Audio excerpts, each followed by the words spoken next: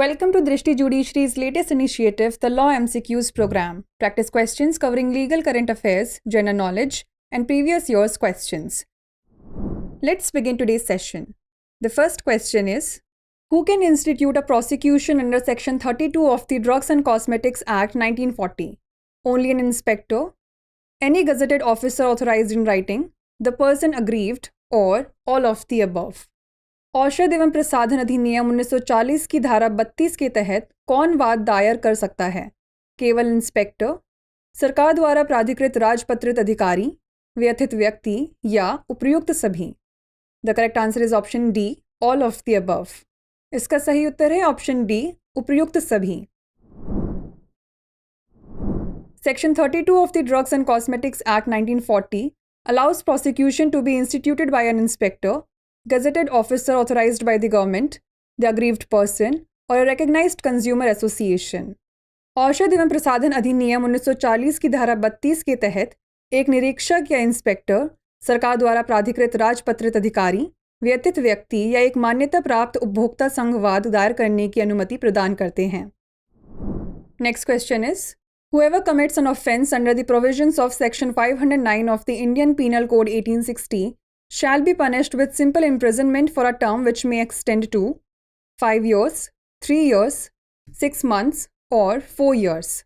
जो कोई भी भारतीय दंड संहिता 1860 की धारा 509 के प्रावधानों के तहत अपराध करेगा, उसे एक अवधि के लिए साधारण कारावास से दंडित किया जाएगा, जो कि बढ़ सकती है 5 वर्ष, 3 वर्ष, 6 माह या 4 वर्ष. The correct answer is option B, 3 years.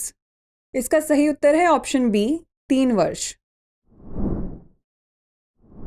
Section 509 of the Indian Penal Code 1860, whoever, intending to insult the modesty of any woman, utters any words, makes any sound or gesture, or exhibits any object, intending that such word or sound shall be heard, or that such gesture or object shall be seen by such woman, or intrudes upon the privacy of such woman, shall be punished with simple imprisonment for a term which may extend to 3 years and also with fine. भारतीय दंड संहिता 1860 की धारा 509, जो कोई किसी महिला की लज्जा का अपमान करने के आशय से कोई शब्द बोलता है, कोई आवाज़ या इशारा करता है या कोई वस्तु प्रदर्शित करता है, इस आशय से कि ऐसा शब्द या ध्वनि सुनी जाएगी या ऐसा इशारा या ऐसी महिला द्वारा कोई वस्तु देखी जाएगी या ऐसी महिला की निजता में हस्तक्षेप किया जाएगा, तो साधारण कारावास से दंडित किया जाएगा, जिसे 3 वर्ष तक बढ़ाया जा सकता है और जुर्माना भी लगाया जा सकता है. Next question is, for which of the following purposes the court can not issue a commission? For framing of issues, to make local investigation, partition, और to perform any ministerial act. निम्नलिखित में से किस उद्देश्य के लिए न्यायालय कमीशन जारी नहीं कर सकता? मुद्दों के निर्धारण हेतु, स्थानीय जांच करने के लिए, विभाजन हेतु, या कोई मंत्री स्तरीय कार्य करने हेतु? The correct answer is option A, for framing of issues. इसका सही उत्तर है ऑप्शन ए, मुद्दों के निर्धारण हेतु.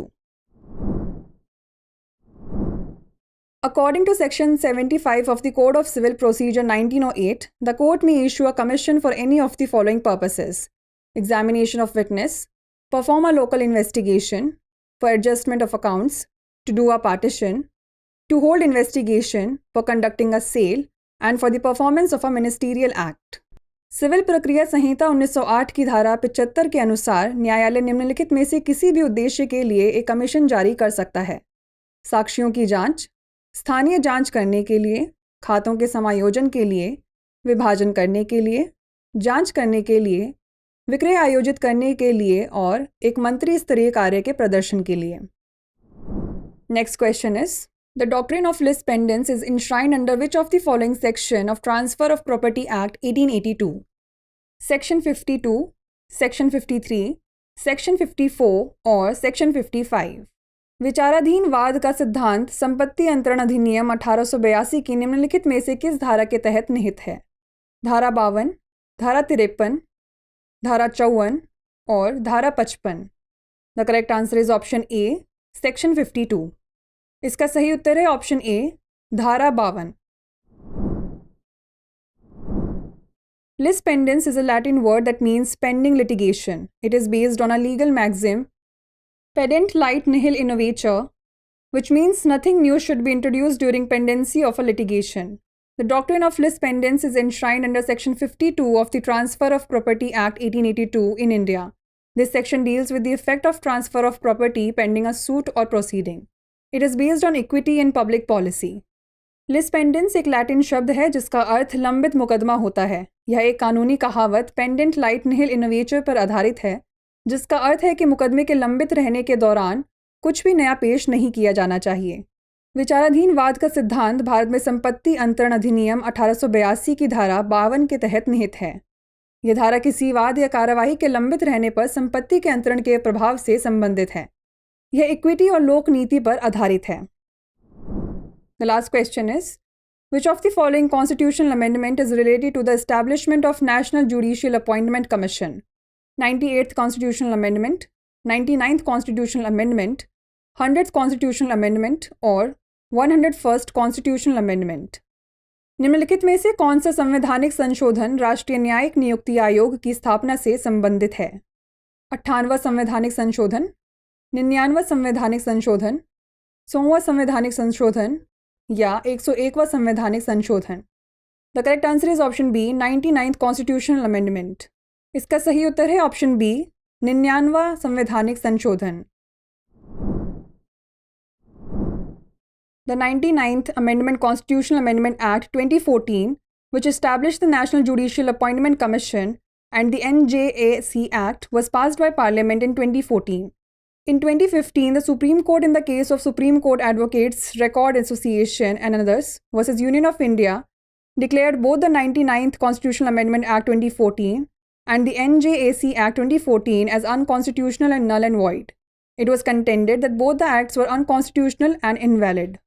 99वां संशोधन संवैधानिक संशोधन अधिनियम 2014, जिसने राष्ट्रीय न्यायिक नियुक्ति आयोग और NJAC अधिनियम की स्थापना वर्ष 2014 में की, संसद द्वारा पारित किया गया था।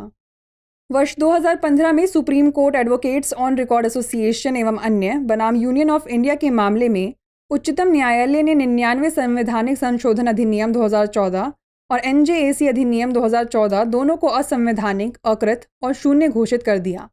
यह तर्क दिया गया कि दोनों अधिनियम असंवैधानिक और अमान्य थे। Before we wrap up, here's a question for you. The Constitution Bench judgment of the Supreme Court in L. Chandra Kumar vs. Union of India 3 SCC 261 case is a landmark decision on the issue of interstate trade and commerce, power of judicial review of HC and SC, elections to parliament, और reorganization of states. L. Chandra Kumar बनाम भारत संघ 3 SCC 261 मामले में उच्चतम न्यायालय की संविधान पीठ का निर्णय किस मुद्दे पर एक ऐतिहासिक निर्णय है? अंतर्राज्यीय व्यापार और वाणिज्य, उच्च न्यायालय और उच्चतम न्यायालय की न्यायिक समीक्षा की शक्ति, संसद के लिए निर्वाचन या राज्यों का पुनर्गठन? इसका उत्तर हमें कमेंट सेक्शन में ज़रूर भेजिएगा। ऐसी और वीडियोज़ देखने के लिए लाइक, शेयर और सब्सक्राइब करना ना भूलें। धन्यवाद।